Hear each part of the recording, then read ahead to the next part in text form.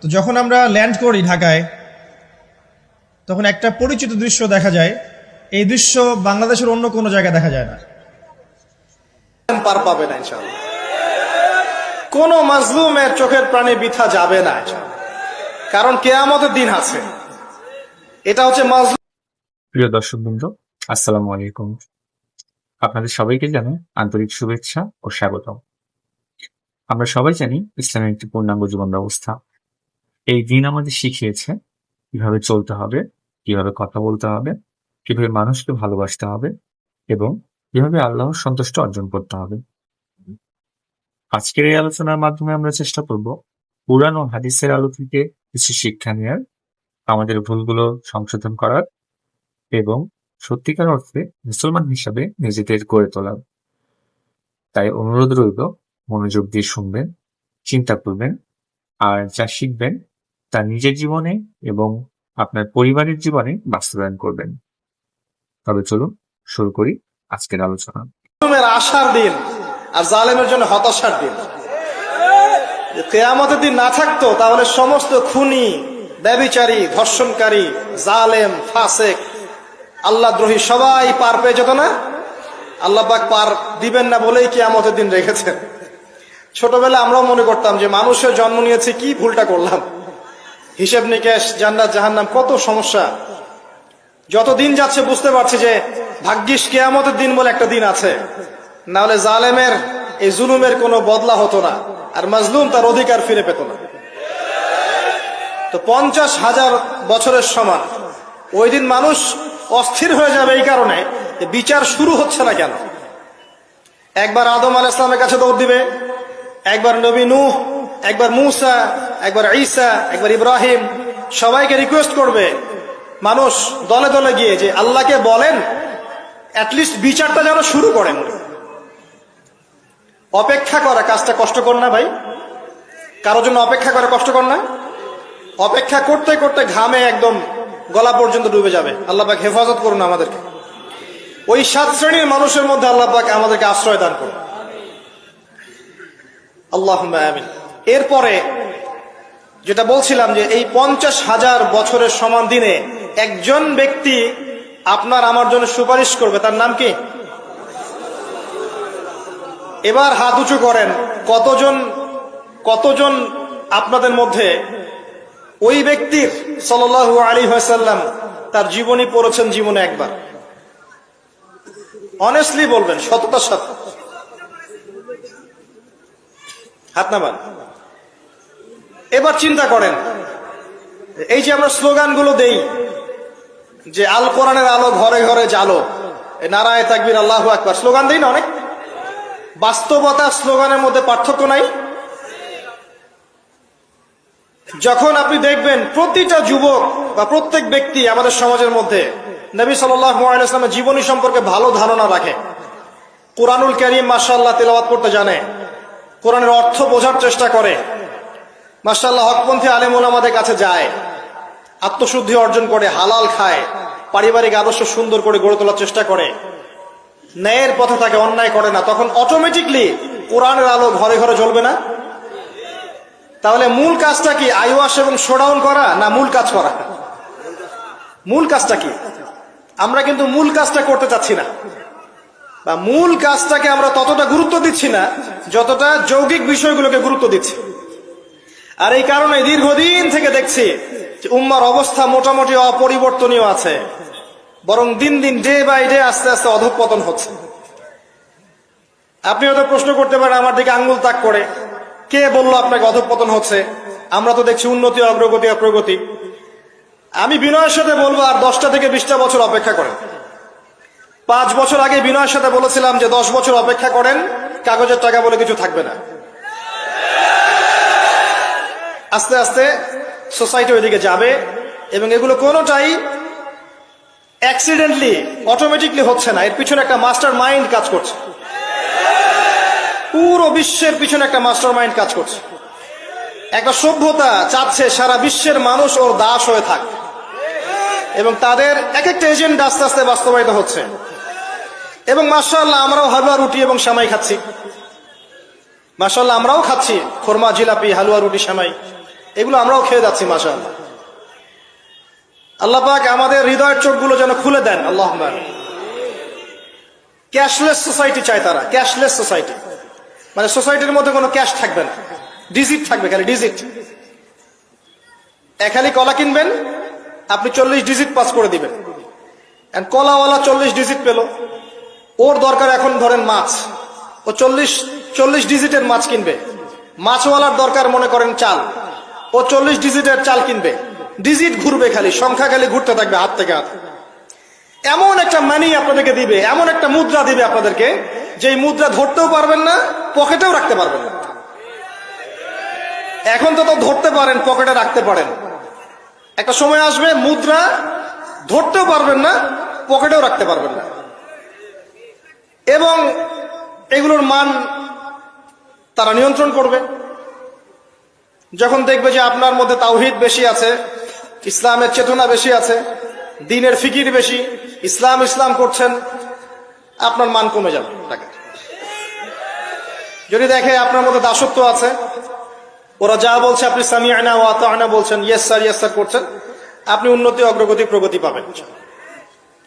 হ্যাঁ, যারা এগুলো লঞ্চ করছে তারা আবার তাদের সম্পত্তিগুলোকে গোল্ড এবং সিলভারে কনভার্ট করছে অলরেডি। দেখেন বড় বড় ওদের ব্যাংকগুলোকে দেখেন, সব গোল্ড এবং সিলভারে কনভার্ট করছে। ওই ইসরায়েলের দিকে তাকিয়ে দেখেন, ও তার সমস্ত সম্পত্তিগুলোকে, বেশিরভাগ সম্পত্তিগুলোকেই সাস্টেইনেবল গোল্ডে কনভার্ট করছে। ও আমাদের মতো বোকা নয়। শোনেন কেমন বোকা নয়, বিগত 70 বছরে মুসলিমদের নাকের ডগার উপরে বসে 4টা যুদ্ধে মুসলিমদেরকে পরাজিত করে দিয়েছে ইসরায়েল। বিগত 70 বছরে ওরা প্রথমে ব্রিটেন, তারপরে আমেরিকার হাত ধরে বিশ্বের এমন একটা জায়গায় এসেছে যে এই জায়গা থেকে তারা বিশ্বের পলিটিক্স, ইকোনমিক্স, মিডিয়া, প্রযুক্তি, ফাইন্যান্স সব নিয়ন্ত্রণ করার শক্তি অর্জন করেছে অলরেডি। আপনি ভাবছেন করবে? অনেকে মনে করে এটা ভবিষ্যৎ বক্তা মনে হয়।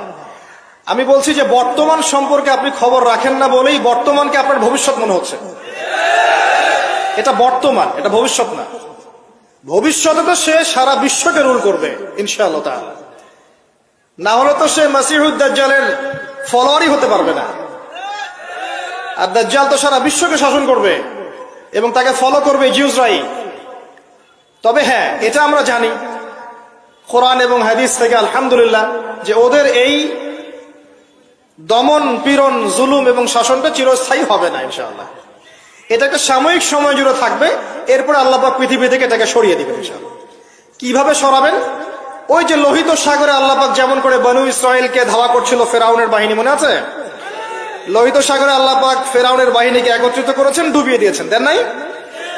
আল্লাহ পাক সেম সুন্নাহ অ্যাপ্লাই করেছেন প্যালেস্টাইনের ক্ষেত্রে। আল্লাহ পাক সমস্ত জালেমদেরকে ওখানে একত্রিত করেছেন ধ্বংস করার জন্য। সেম সুন্নাহ, এটা হবে ইনশাআল্লাহ আযজা। আমরা জানি এটা সরে যাবে পৃথিবী থেকে। তারপরে এমন একটা যুগ আসবে যে যুগে ইনশাআল্লাহ আযজা ওয়া জাল একজন নবী সারা বিশ্ব পরিচালনা করবেন। একজন নবী, তার নামে ঈসা ইবনে মারইয়াম, এবং তার অনেক আগেই আমাদের ইমাম আল মাহদি তিনি ইন্তেকাল করবেন। মনে রাখবেন, শেষ জামানার সবচেয়ে ভাইটাল চরিত্র ইমাম মাহদি নয়, শেষ জামানার সবচেয়ে ভাইটাল চরিত্র হচ্ছে ঈসা ইবনে মারইয়াম। ঈসা ইবনে মারইয়াম সবচেয়ে ভাইটাল চরিত্র, কারণ তিনি জেরুজালেম থেকে সারা ওয়ার্ল্ডে ইসলামী খেলাফা কায়েম করবেন। এবং 40 বছর, এই 40 সংখ্যা এক্স্যাক্টলি 40 না আরো বেশি আল্লাহ ভালো জানেন, পৃথিবী জুড়ে ইসলামের অনুশাসন বজায় থাকবে ইনশাআল্লাহ। একটা কাঁচা বাড়ি, একটা পাকা বাড়ি আপনি পাবেন না যেখানে আল্লাহর কালিমা প্রবেশ করবে না, জুলুম বলে কিছু থাকবে না ইনশাআল্লাহ। যা দেখছেন আপনি এখন ওয়ার্ল্ড ওয়াইড, যে দাপট দেখে মনে হচ্ছে বিশ্ব এদের কোনো অস্তিত্বই বিশ্ব থাকবে না। এখন সারা বিশ্বের দিকে তাকিয়ে আপনার কাছে মনে হচ্ছে মাশাআল্লাহ, NATO, United Nations, world bank, এটা সেটা, বিশ্ব যে কি হচ্ছে সারাদিন। শুক্র গ্রহ আমার, একজন বলছে না শুক্র গ্রহ আমার, একজন মিসাইল তৈরি করছে, আর একজন প্রতিরক্ষা ব্যবস্থা করছে। ওয়ার্ল্ড অ্যাফেয়ার্স পড়লে মনে হয় যে ওয়ার্ল্ডটা এদেরই, কিন্তু আল্লাহ রাসূল সাল্লাল্লাহু আলাইহি ওয়াসাল্লাম বলছেন যে বিশ্বটা আস্তে আস্তে আস্তে আস্তে তার ধ্বংসের দিকে যাচ্ছে। এইটা চিরস্থায়ী হবে না। এবং একে অপরের সাথে কলিউশন করে এরা শেষ হয়ে যাবে। মুসলিমদের উপর দমন পীড়ন যেমন বাড়বে, ঠিক একইভাবে আল্লাহ রাব্বুল আলামিন মুহাম্মদ সাল্লাল্লাহু আলাইহি ওয়াসাল্লামের বংশধরদের মধ্য থেকে একজন ইমামকে বের করে নিয়ে আসবেন। তিনি ইনশাআল্লাহ আযজা ওয়া জাল্লা মুসলিমদেরকে নিয়ে এই জুলুমের বিরুদ্ধে দাঁড়িয়ে যাবেন। পরে যখন মাসিহুদ দাজ্জাল বের হবে, তাকে তিনি হত্যা করতে পারবেন না, কারণ তাকে এত বেশি ক্ষমতা দেওয়া হবে যে মুসলিমরা তার সাথে পেরে উঠবে না। তখন আল্লাহ পাক ঈসা ইবনে মারইয়ামকে পাঠাবেন, সবচেয়ে ভাইটাল ক্যারেক্টার, এবং তিনি এই প্যালেস্টাইনের বাবে লুদ নামক জায়গায় মাসিহুদ দাজ্জালকে হত্যা করবেন ইনশাআল্লাহ আযজা ওয়া জাল্লা। আমাদেরকে বিশ্ব নেতারা এখন বোঝায় যে বিশ্বের শেষ নাই, এই পৃথিবী জয় করার পর আমরা মঙ্গলে গিয়ে থাকবো, তারপর শুক্রে, তারপর শনিতে, তারপর বৃহস্পতিতে, তাই না? মাইন্ডসেটটা এমন তৈরি করেছে না? কিন্তু বাস্তবতা হচ্ছে এই মহাবিশ্বই ধ্বংস হয়ে যাবে। এই পৃথিবী তো ধ্বংস হবেই, মহাবিশ্ব ধ্বংস হয়ে যাবে। তবে পৃথিবী ধ্বংসের আগে আল্লাহ পাক ঈসা ইবনে মারইয়ামের হাতে সারা বিশ্বে ইসলামী খেলাফা কায়েম করবেন ইনশাআল্লাহ। মাঝখানে একটা সময় আপনাকে পার করতে হবে। কত বছর? ননসেন্স প্রশ্ন, যে ভাই কত বছর, 100, 200, 500, আল্লাহ ভালো জানেন, আমরা জানি না এবং জানার কথাও না। কেউ যদি বলে এত সাল, সে নিশ্চিত কাযযাব, একজন মিথ্যাবাদী। এবং এটা একটা অহেতুক কথা, এত সাল, এত বছর পর, এটা আমরা বলতে পারবো না। কিন্তু এতটুকু বলতে পারবো যে পৃথিবী চিরদিন এভাবে থাকবে না। ওয়ার্ল্ডে এখন যা দেখছেন এগুলো চিরস্থায়ী হবে না। আস্তে আস্তে আস্তে আস্তে রাত যত গভীর হবে, ভোর তত কাছাকাছি আসবে। এবং এই পুরো বৈশ্বিক জুলুম, ফাসাদ, আপনার জেনা, আপনার পর্নোগ্রাফি, আপনার মাদক, সুদ, জুলুম, অত্যাচারের মধ্যেও দেখবেন প্রত্যেকটা জায়গায় জায়গায় আল্লাহ পাক কিছু না কিছু আল্লাহর বান্দাকে রেখে দিবেন। এবং আমার বিশ্বাস তাদের বেশিরভাগই হবে যুবক শ্রেণী। এটা আমার মত, আল্লাহ ভালো জানেন, আমার মনে হয় যে বেশিরভাগই হবেন যুব সমাজ। এবং আমার কাছে একটা দলিল আছে কেন মনে হয়, কারণ আসহাবুল কাহফ যারা ছিলেন তারা যুবক ছিলেন। প্রত্যেক যুগে যুগে আসহাবুল কাহফ থাকবেন ইনশাআল্লাহ তাআলা। তাদের হাতেই আল্লাহ পাক ইনশাআল্লাহ তাআলা এই দিনটাকে আমানত হিসেবে রাখবেন। উলামায়ে কেরাম তাদেরকে এগিয়ে নিয়ে যাবে।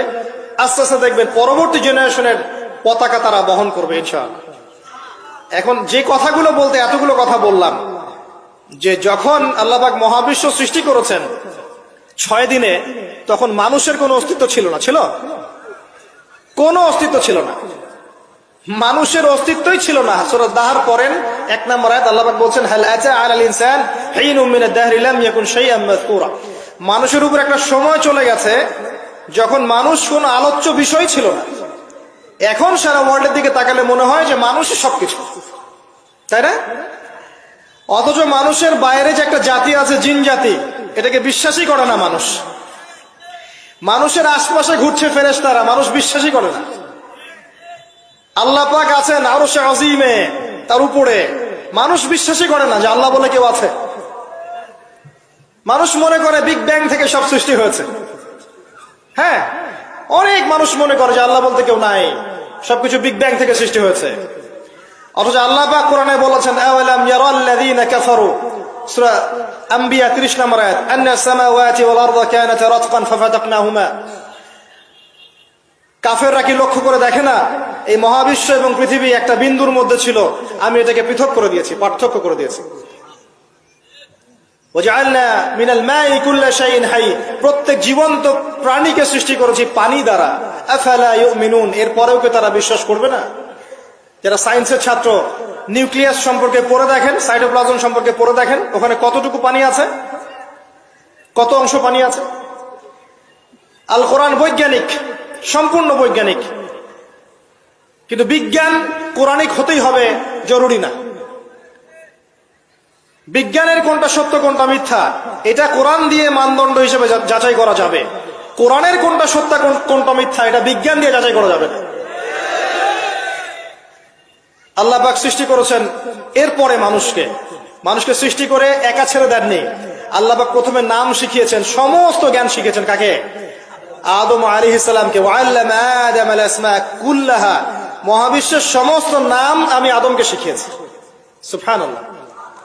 আমাদের পিতা আদম আলাইহিস সালামের ডিএনএ এর মধ্যে জ্ঞান ছিল, সমস্ত জ্ঞান ছিল যা আল্লাহ পাক শিখিয়েছেন। বাই ডিএনএ আমাদের মধ্যে জ্ঞানগুলো এসেছে, এমনি এমনি আসেনি। মানুষ একটা বুদ্ধিবৃত্তিক প্রাণী না? অটোমেটিকলি কি মানুষ জ্ঞান শিখে ফেলেছে? আল্লাহ এই জ্ঞান আদম আলাইহিস ইসলামকে শিখিয়েছেন, তার বংশধরদের মধ্যে জ্ঞান ছড়িয়ে পড়েছে। এরপর আল্লাহ পাক জান্নাতে রেখেছেন, শর্ত দিয়েছেন কি, ওয়ালা তাকরাবু ওয়ালা তাকরাবা হাযিহিশ শাজারা, তোমরা দুজন এই গাছের কাছে যাবে না। পরীক্ষা, গাছটার নাম কি? এটা হচ্ছে ওই প্রশ্নের মতো ঈসা আলাইহিস সালাম কবে আসবেন। গাছটার নাম কি? এটা ওই প্রশ্নের মতো যে দাজ্জালের আসল নাম কি হবে, ইমাম মাহদী কত সালে আসবেন। এগুলো ওই প্রশ্নের মতো যে ওই গাছটার নাম কি ছিল। প্রয়োজন নাই গাছের নামের আমার। গাছটা ছিল একটা টেস্ট, পরীক্ষা। গাছের কাছেও যেও না। চলে গেলেন, কার প্ররোচনা চলে গেলেন? ইবলিস। তার নাম কি? ইবলিস। আচ্ছা, ইবলিস আমল করতো না? ইবলিস ফেরেশতাদের সর্দার ছিল না? কি কারণে আল্লাহ পাক তাকে বহিষ্কার করলেন? অহংকার, রাইট। আবা ওয়াস্তাকবার, সিজদা করি নাই। খলাকতানি মিন নার ওয়া খলাকতাহু মিন তিন, আমাকে সৃষ্টি করেছেন কি দিয়ে? আগুন। তাকে সৃষ্টি করেছেন মাটি। এটাকে বলে আত্ম অহংকার, ইগো। মনে রাখবেন, আপনার যত বড় সার্টিফিকেট থাকুক, কেমব্রিজ থেকে, অক্সফোর্ড থেকে, হার্ভার্ড থেকে বা দারুল উলুম থেকেই, যদি আপনার কাছে অনেক বড় বড় সার্টিফিকেট থাকে কিন্তু মনের মধ্যে অহংকার থাকে, আপনার মনের মধ্যে নূর আসবে না। যদি আসতো তাহলে ইবলিসের মনে আসতো। তার জ্ঞানের কোনো কমতি ছিল না। ওয়াস্তাকবার, সে অহংকার করেছে। আর অহংকার কাকে বলে? বাতরুন নাস, বাতরুল হক ওয়া গামতুন নাস, সত্যকে প্রত্যাখ্যান করা এবং অন্যদেরকে ছোট করা, আন্ডার এস্টিমেট করা। আর আমাদের সংস্কৃতি এখন হচ্ছে অন্যকে আন্ডার এস্টিমেট করা। আমাদের চরিত্রই হয়ে গেছে এমন, গীবত, তোহমত, অপবাদ, সমালোচনা, কাদা ছড়াছড়ি, চুল ছেঁড়াছেড়ি, এগুলোই সংস্কৃতি। যতক্ষণ আমরা এই কাজগুলো করতে থাকি ততক্ষণ ওই যে ইসরায়েল, সে আরো 10টা মিসাইল বানিয়ে ফেলে। এই জন্যই বলি যে আমরা মাঝে মাঝে জিলাপি খাই, খোরমা খাই। তো যখন আমরা ল্যান্ড করি ঢাকায়, তখন একটা পরিচিত দৃশ্য দেখা যায়। এই দৃশ্য বাংলাদেশের অন্য কোনো জায়গায় দেখা যায় না। সেটা হলো বাক্সে বাক্সে বন্দি জীবন। উঁচু উঁচু কিছু ইমারত দেখা যায়, ইট কাঠ পাথরের কিছু ইমারত, ছোট ছোট বাক্সের মতো, আকাশ থেকে বাক্সের মতো লাগে দেখতে। তো এই যে বাক্সে বাক্সে বন্দি জীবন, এই দৃশ্যটা ঢাকাতে আসলে দেখা যায়। দেখুন, রাসূলুল্লাহ সাল্লাল্লাহু আলাইহি ওয়াসাল্লাম, একটু মনোযোগের সাথে শুনতে হবে। যখন আমরা ল্যান্ড করি তখন কি দেখি? দেখি হাইলি কনস্ট্রাক্টেড বিল্ডিংস। ঢাকায় আমরা দেখি হাইলি কনস্ট্রাক্টেড বিল্ডিংস। আজকে থেকে 200 বছর আগে এমন দৃশ্য কেউ দেখেছে কিনা আমার জানা নাই। তবে একটা হাদিস থেকে আমি আলোচনা শুরু করি, তাহলে বুঝতে পারবেন। নবী সাল্লাল্লাহু আলাইহি ওয়াসাল্লাম মসজিদে বসে আছেন, মসজিদের মধ্যে, নববীর মধ্যে, এবং হাদিসটা তার ইন্তেকালের অল্প কিছুদিন আগের হাদিস। এটা প্রারম্ভিক সময়ের হাদিস নয়, শেষের দিকের হাদিস। কোরআনের যেমন শানে নজুল আছে, হাদিসেরও কিন্তু শানে নজুল আছে। ঠিক আছে? কোরআনের যেমন শানে নজুল আছে, এক একটা আয়াত এক একটা প্রেক্ষাপট এসেছে, নাজিল হয়েছে, ঠিক একইভাবে হাদিসেরও কিন্তু শানে নজুল আছে। নবী সাল্লাল্লাহু আলাইহি ওয়াসাল্লামের জীবনের শেষের দিকের হাদিস এটা। তিনি মসজিদে বসে আছেন, একজন ব্যক্তি মসজিদে প্রবেশ করলেন, শুভ্র সাদা কাপড় পরিহিত, ধবধবে সাদা, অতি উত্তম কাপড়, পরিচ্ছন্ন, প্রবেশ করলেন এবং রাসূল সাল্লাল্লাহু আলাইহি ওয়াসাল্লামের হাঁটুর সাথে হাঁটু লাগিয়ে বসলেন। ঠিক আমরা যেমন আত্তাহিয়াতু পড়ার সময় যেভাবে বসি নামাজে, এভাবে। আমার কথা কি বুঝতে পারছেন? আচ্ছা, এবার নবী সাল্লাল্লাহু আলাইহি ওয়াসাল্লামকে তিনি ব্যাক টু ব্যাক 4টা প্রশ্ন করছেন। 1 নম্বর বলছেন, ইয়া মুহাম্মদ, হে মুহাম্মদ সাল্লাল্লাহু আলাইহি ওয়াসাল্লাম, আখবিরনি আনিল ইসলাম, আমাকে ইসলাম সম্পর্কে বলুন। নবীজি বললেন, ইসলাম হচ্ছে কালিমা, আল্লাহ এক সাক্ষ্য দেয়া, নবী মুহাম্মদ সাল্লাল্লাহু আলাইহি ওয়াসাল্লামকে সর্বশেষ রাসূল সাক্ষ্য দেয়া, সালাত কায়েম করা, যাকাত দেয়া, রমাদান মাসে সওম রাখা এবং সামর্থ্য হলে হজ করা, এই হলো ইসলাম। তিনি বললেন, সাদাকতা, আপনি সত্য বলেছেন। ওমর রাদিয়াল্লাহু আনহু বলছেন, ফাআজিবনা লাহু ইয়াসআলুহু ওয়া ইউসাদ্দিকুহু, আমরা তার প্রশ্ন শুনে অবাক হয়ে গেলাম সে নিজেই প্রশ্ন করছে, নিজেই আবার সত্যায়ন করছে। যে প্রশ্ন করছে সে তো জানার জন্য প্রশ্ন করছে। ছাত্র যদি ওস্তাদের কাছে প্রশ্ন করে যে ওস্তাদ এটা কি, ওস্তাদ বলে এটা এই, তখন সেই ছাত্র যদি বলে যে আপনি সত্য বলেছেন, তার মানে এই ছাত্র আগে থেকে উত্তরটা জানতো, তাই নয় কি? তার মানে এই প্রশ্ন করে আগে থেকেই জানে যে উত্তরটা কি হবে। তো দ্বিতীয় প্রশ্ন করছেন তিনি, বলছেন আখবিরনি আনিল ঈমান, ঈমান কি, আমাকে ঈমান সম্পর্কে বলুন। নবী সাল্লাল্লাহু আলাইহি ওয়াসাল্লাম বলছেন ঈমান হচ্ছে 6টা বিষয় বিশ্বাস করা। তুমিনা বিল্লাহ, আল্লাহ বিশ্বাস করবে, ওয়া মালাইকাতিহি, তার ফেরেশতা মণ্ডলীর প্রতি, ওয়া কুতুবিহি, তার সমস্ত আসমানি কিতাবের প্রতি, ওয়া রুসুলিহি, তার সমস্ত রাসূলগণের প্রতি, ওয়াল ইয়াউমিল আখির, পরকালের প্রতি, ওয়াল কদরি খাইরি ওয়া শাররি, তাকদীরের ভালো মন্দের প্রতি। এই 6টা পিলারে বিশ্বাস করলে আপনি মুমিন হলেন। প্রশ্নকারী বলছে সাদাক্তা, আপনি সত্য বলেছেন। আবারও তৃতীয় প্রশ্ন করছেন আখবিরনি আনিল ইহসান, হে মুহাম্মদ সাল্লাল্লাহু আলাইহি ওয়াসাল্লাম আমাকে ইহসান সম্পর্কে বলুন, ইহসান কি জিনিস? নবী সাল্লাল্লাহু আলাইহি ওয়াসাল্লাম বলেছেন ইহসান হচ্ছে আন তা'বুদাল্লাহা কাআন্নাকা তারাহ, তুমি এমন ভাবে আল্লাহর ইবাদত করবে যেন তুমি আল্লাহকে দেখতে পাচ্ছ। ওয়া ইল্লাম তাকুন তারাহু ফাইন্নাহু ইয়ারাক, যদি তুমি আল্লাহকে দেখতে না পারো জেনে রাখবে আল্লাহ ঠিকই তোমাকে দেখছেন। এই আল্লাহ কনসিয়াসনেসের নাম হচ্ছে ইহসান। কি নাম? ইহসান। ইসলামের ভিত্তি পেলাম 5টা, ইমানের কয়টা পেলাম? 6টা। আর ইহসানের ব্যাখ্যা কি পেলাম? আল্লাহ কনসিয়াসনেস, মানে আল্লাহকে হাজির নাজির জেনে ইবাদত করা। কেউ যদি আল্লাহকে হাজির নাজির জেনে ইবাদত করে সে কিন্তু পাপ করতে পারবে না, তার নামাজে মনোযোগ কিন্তু ডানে বামে যাবে না ইনশাআল্লাহ। তো তিনি বললেন সত্য বলেছেন আপনি। এবার চতুর্থ প্রশ্ন করছেন তিনি যে আখবিরনি আনিস সাআ, আমাকে কিয়ামত সম্পর্কে বলুন, কিয়ামত কবে হবে? তখন নবী সাল্লাল্লাহু আলাইহি ওয়াসাল্লাম বলছেন মাল মাসউলু আনহা বিআ'লামা মিনাস সাইল, এ বিষয়ে প্রশ্নকারীর চেয়ে উত্তরদাতার জ্ঞান বেশি নয়। এই বিষয়ে প্রশ্নকারীর চাইতে উত্তরদাতার জ্ঞান বেশি নয়, মানে কেউই জানে না কিয়ামত এক্স্যাক্টলি কবে হবে। তখন প্রশ্নকারী থেমে যাচ্ছেন না, প্রশ্নকারী আবার প্রশ্ন করছেন 5 নম্বর প্রশ্ন যে ফাখবিরনি আন আমারাতিহা, তাহলে আমাকে কিছু আলামত বলেন কিয়ামতে কিছু আলামত বলেন। নবী সাল্লাল্লাহু আলাইহি ওয়াসাল্লাম অনেক আলামত বলতে পারতেন কিন্তু, এবং তিনি বলেছেনও, সারা জীবনে তিনি অসংখ্য আলামত বলেছেন। এবং আলামতগুলোকে 2 ভাগে ভাগ করা যায়, এগুলো বড় এবং কিছুগুলো হচ্ছে ছোট। যদিও বা সবগুলোই আলামত, তবে এটা হচ্ছে ফিকহের বিষয়, উসুলের বিষয়ের মধ্যে আমরা নিয়ে আসতে পারি যে বড় ছোট ভাগ করা যাচ্ছে, আলেম ওলামারা ভাগ করছেন। যাই হোক, 10টা বড় বড় আলামতের কথা বলা হয়েছে। এই 10টা না আসা পর্যন্ত কিয়ামত হবে না।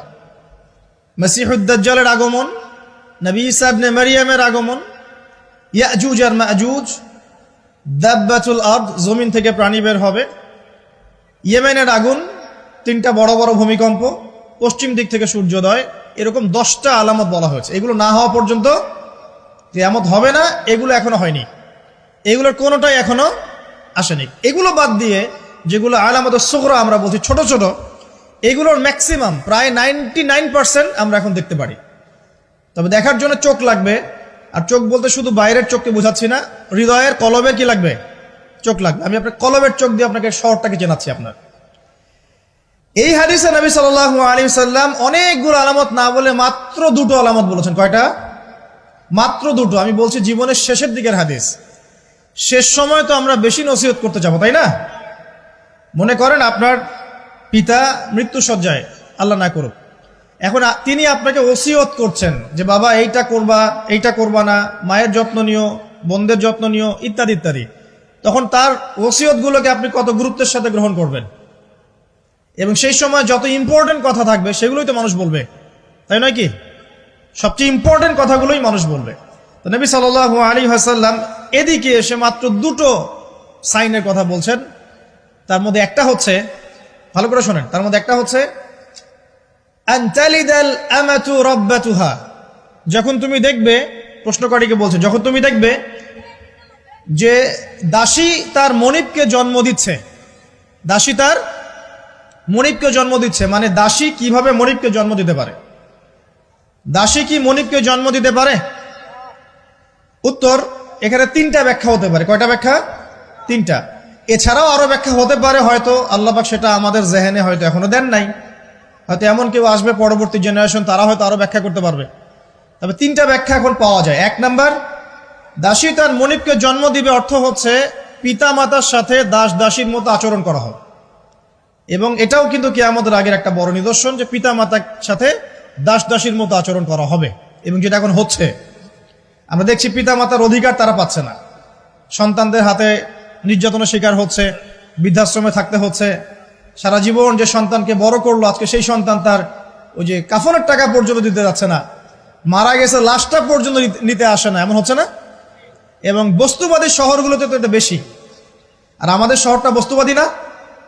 তো আমাদের শহরে মানুষ বস্তুবাদী না? মানুষ বস্তুবাদী, কেউ অন্যের দিকে তাকানোর সময় নাই। এটা বোঝার জন্য আপনাকে ফ্লাইওভারে উঠতে হবে। ফ্লাইওভারে উঠে দাঁড়িয়ে থাকেন, দেখেন মানুষ ছুটছে নিজের চরকায় তেল দেওয়ার জন্য, কারো দিকে তাকানোর সময় নাই। এই সকাল থেকে শুরু হয়, রাত একদম 3টা-4টা পর্যন্ত এটা চলছে, সারাদিন 24/7। উদ্দেশ্য কি? দুনিয়া। অল্প কিছু মানুষের বাইরে আছে যাদের উদ্দেশ্য আখেরাত, বেশিরভাগের উদ্দেশ্য কি? দুনিয়া। বাড়ি, গাড়ি, টাকা, জমি জমা, স্ট্যাটাস, দ্যাটস অল। মানে মানুষের এই কনসেপ্টটাকে বলা হয় মেটেরিয়ালিজম। কি বলে? মেটেরিয়ালিজম মানে বস্তুবাদিতা। কি বলে? কথা বলেন। বস্তুবাদিতা। এই বস্তুবাদী সভ্যতা কারা ছিল? ওই যে পশ্চিমারা, ইউরোপিয়ান সিভিলাইজেশন, এরা সবাইকে বস্তুবাদিতা শিখিয়েছে। মুমিনের চিন্তা থাকে পরকাল কেন্দ্রিক, যে কাজে পরকালের স্বার্থ আছে আমি সেই কাজ করব, যেই কাজে পরকালের স্বার্থ নয় আমি করব না। এটা মুমিনের চিন্তা। আর কাফের মুশরিক বেদিন ফাসেক মুনাফিকদের চিন্তা হচ্ছে যেখানে দুনিয়ার স্বার্থ ওখানে থাকবো, দুনিয়ার স্বার্থ নাই থাকবো না। এই যে দুনিয়ার স্বার্থে মানুষের সারাটা জীবন ক্ষয় করে দেয়া, এর নাম বস্তুবাদিতা, মেটেরিয়ালিজম বলে এটাকে। যাই হোক, আমাদের শহরের বেশিরভাগ মানুষ কি বস্তুবাদী না? এখন সবাই দেখবেন, আমি বুঝাচ্ছি, আমি যতটা পারছি সহজ করার চেষ্টা করছি। ম্যাক্সিমাম আমাদের শহরের মানুষ এখন বস্তুবাদী।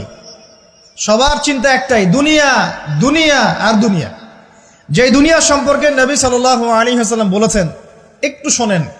যে মনে করেন এটা একটা মহাসাগর, নবী সাল্লাল্লাহু আলাইহি ওয়াসাল্লাম বলছেন এখানে একটা আঙ্গুল ঢুকিয়ে দাও, দিয়ে বের করো। এই আঙ্গুলে যতটুকু পানি আছে এটা দুনিয়া, আর এই পুরো মহাসাগরে যত পানি আছে এটা পরকাল। একদিন সাহাবীদেরকে নিয়ে নবী যাচ্ছেন সাল্লাল্লাহু আলাইহি ওয়াসাল্লাম, একটা মৃত গাধা বা বকরির বাচ্চা পড়ে আছে, মৃত গাধা বকরির বাচ্চা। সাহাবীদেরকে বলছেন, হে আমার সাহাবীরা, তোমরা কি এই বকরির বাচ্চাটাকে 1 দিরহামের বিনিময়ে কিনতে চাও? কিসের বিনিময়ে? 1 দিরহাম। দিরহাম কি জিনিস সেটা পরে বোঝাবো এখন ইনশাআল্লাহ, ওইগুলো এখন বুঝবেন না। দিরহাম কি জিনিস ওটা পরে বুঝবেন। দিরহাম থাকলে আর রিজার্ভ কমতো না। দিরহাম থাকতো যদি কোনো কান্ট্রি রিজার্ভ আর কমতো না। রিজার্ভ কমে ডলারের ভিত্তিতে, আর ডলার হচ্ছে এখন সারা ওয়ার্ল্ডের ডমিনেটিং কারেন্সি, ওটাকে হার্ড কারেন্সি বলে। মানে আপনি তেল কিনতে চান, 1 কোটি টাকা ব্রিফকেসে নিয়ে আমাদের আবু ধাবিতে চলে যান, গিয়ে শেখদেরকে বলেন যে আমাকে 1 কোটি টাকার তেল দেন, 1 ফোঁটাও তেল দিবেন আপনাকে, দিবে না।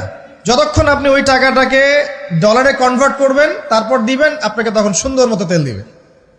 এই dollar petrol, dollar petrol, petrol ছাড়া ডলারের এক্সচেঞ্জ নাই। এটা হচ্ছে পেট্রো ডলার মনিটরিং সিস্টেম। এবং এটা নিয়ে কথা বললে আবার এক শ্রেণীর ঘুমটাওয়ালা শায়েখ আছে, বলবে খারেজি হয়ে গেছে। যা এটা একটা জুলুম। কিরকম জুলুম? যে আপনি আপনার ইকোনমিক পুরো ব্যালেন্সটাকে ডলারের মানদণ্ডে যাচাই করতে হবে। আপনি যতই সমৃদ্ধশালী হন না কেন, আপনি ওই হার্ড কারেন্সিকে টেক্কা দিতে পারবেন না। আপনার কাছে গোল্ড আছে মনে করেন, সোনা, এখন সোনাটাকে আপনি যে ভাঙাবেন, ভাঙিয়ে যে মানে কান্ট্রির অন্যান্য ডেভেলপমেন্টের কাজে লাগাবেন, তার জন্য ডলারের সিঁড়ি পার হয়ে যেতে হবে আপনাকে। অথচ এই দিনার এবং দিরহাম রাসূল সাল্লাল্লাহু আলাইহি ওয়াসাল্লামের যুগের কারেন্সি ছিল, দিনার দিরহাম, যার ইন্ট্রিনসিক ভ্যালু বা অন্তর্নিহিত মান কখনো কমে যাবে না। দেখাচ্ছি, দাঁড়ান, আমি এমনি এমনি করে কথা বলি না। আসহাবুল কাহফ কত বছর ঘুমিয়েছিলেন বলেন? 309 বছর। 309 বছর। পকেটের মধ্যে কিছু কয়েন ছিল, সোনার আর রূপার কয়েন। এই এলাকা ছেড়ে চলে গেছে, গুহার মধ্যে ঘুমিয়েছে, রাত কাটাবে। আল্লাহ পাক ঘুম পাড়িয়ে রেখেছেন 309 বছর। 309 বছর ঘুম থেকে ওঠার পর তারা বলছে, কেম লাবিস্তুম, তোমরা কতদিন ঘুমিয়েছো? একজন বলছে লাবিস না ইয়াওমান আও বা'দা ইয়াওম, একদিন ঘুমিয়েছি বা একদিনের কিছু অংশ ঘুমিয়েছি। ঠিক আছে, ঘুম থেকে উঠেছে, এখন ক্ষুধার্ত আমরা, যাও এই মুদ্রাগুলো নিয়ে বাজারে যাও, বাজারে গিয়ে দেখো ফালইয়ানজুর আইয়ুহা আসকা তুআমা, খেয়াল করে দেখো কোন খাবারটা উত্তম পবিত্র, ওটা নিয়ে আসো। তো 309 বছর একটা মুদ্রা নিয়ে ঘুমানোর পরেও মুদ্রার মান কমে যায়নি। ওই টাকা দিয়ে ঠিকই রুটি কেনা গেছে। এখন আপনি আপনার কারেন্সিগুলো নিয়ে 309 বছর ঘুমানো লাগবে না, আপনি 10 বছর ঘুমান। 10 লাখ টাকা নিয়ে 10 বছর ঘুমান। 10 লাখ টাকার মান যদি 9 লাখ টাকায় না নেমে আনছে, তাহলে আমি নাম বদলাই ফেলাবো। এখন 1 লাখ দাঁড়ান, ঠিক বলেন না, দাঁড়ান, বোঝেন আগে। এখন এই যে 1 লাখ টাকার মানটা হারালেন আপনি, 1 লাখ টাকার মানটা আপনি হারিয়ে ফেললেন। তো ওই 1 লাখ টাকা আর্ন করার জন্য আপনাকে শ্রম দিতে হয়নি? আপনার মাথার ঘাম পায়ে ফেলতে হয়েছে না? তাহলে আপনার শ্রমটা গেল কোথায়? তাহলে কেউ আপনার শ্রমটা লুটে পুটে খেয়ে ফেললো। যেহেতু আপনার কারেন্সির মানটা ডলার বেসড, এই কারণে ওই মনিটরিং সিস্টেম যারা চালায় ওরা আপনার এভাবে করে শ্রমটাকে সিজ করে ফেলে দিবে। আর আমি যদি আপনাকে আমার ফার্মে কাজ করিয়ে সারাদিন কাজ করানোর পরে আপনাকে কোনো পারিশ্রমিক না দেই, শ্রমের কোনো মূল্য না দেই, আপনি আমাকে জালেম বলবেন না? বলবেন কি না? ঠিক এই কারণে আমরা বলছি এই মনিটরিং সিস্টেমটাই জুলুম। আর নবীজি বলছে দিনারের কথা বলছেন, দিরহামের কথা বলছেন। এটা যদি আপনার পকেটে থাকতো 309 বছর কেন, 1000 বছর পর উঠলে ওটার মান সেটাই থাকবে, কমতো না। এই হলো ইসলামিক কারেন্সি। এটা নিয়ে কথা বললে আবার এক শ্রেণীর ঘুমটাওয়ালা শায়েখ আছে, কিছু সত্য কথা ওরা হজম করতে পারে না। তখন দেখা যায় যে একটা ফতোয়া দিবে, এ খারেজি হয়ে গেছে, ফাইজলামি পাইছে আর কি। কে খারেজি একটু বলে নেই। খারেজি আকীদাটা কি আসলে? খারেজি আকীদা হচ্ছে কোনো ব্যক্তি অন্য কোনো মুসলমানকে যদি কবিরা গুনাহ করার কারণে কাফের মনে করে। কথা বোঝেন? আপনি সুদ খেয়েছেন বা ঘুষ খেয়েছেন বা জেনা করেছেন, এগুলো কবিরা গুনাহ। এখন আমি যদি বলি যে সুদ ঘুষ জেনা করার কারণে আপনি কাফের হয়ে গেছেন, আপনাকে হত্যা করা জায়েজ, তাহলে আমি খারেজি। বুঝতে পারছেন কথা? কিন্তু আমি কি কখনো এরকম করে কথা বলেছি? এই যে মনিটরিং সিস্টেম নিয়ে কথা বললাম, এর সাথে কবিরা গুনার কি সম্পর্ক আর খাওয়ারিজমের কি সম্পর্ক? আবার কোনো কোনো ক্ষেত্রে দেখা যায় যে পলিটিক্যাল সমালোচনা করলে খারেজি টাইটেল দিয়ে দিবে। ওই যে বললাম, আমাদের শেখদের কাছে যান মিডল ইস্টের, গিয়ে আপনি দেন, টাকা দেন, তেল দিবে না, ডলার না দিলে বলবে এই যে এন্টি মিডল ইস্ট কথা বলেছে, অতএব সে খারেজি হয়ে গেছে। আমি আপনাকে একটা এক্সাম্পল দিই, শোনেন, বোঝেন কথাগুলো বোঝেন। ইয়াজিদের নাম শুনেছেন? ইয়াজিদ ভালো শাসক ছিল না খারাপ শাসক ছিল? তার আমলে হুসাইন রাদিয়াল্লাহু আনহুর শাহাদাতের ঘটনা ঘটেছে, হাররার যুদ্ধ ঘটেছে, সে মদিনা আক্রমণ করেছে, মক্কাও আক্রমণ করেছিল, ম্যাসাকার করেছে। বহু সাহাবী তার এই শাসন মেনে নেয় নাই। তার মধ্যে একজন হচ্ছে আব্দুল্লাহ বিন জুবাইর রাদিয়াল্লাহু আনহু, জুবাইর ইবনে আওয়াম রাদিয়াল্লাহু আনহুর ছেলে। তার অনুসারী অনেক সাহাবী ছিলেন। আর আমাকে বলেন, ইয়াজিদ যখন মক্কা মদিনা আক্রমণ করছিল বা তার সেনাবাহিনীরা যখন ইমাম হুসাইনকে কারবালার প্রান্তরে শাহাদত দিচ্ছে বা আক্রমণ করছে তার সপরিবারে, এখন যে সাহাবীরা তার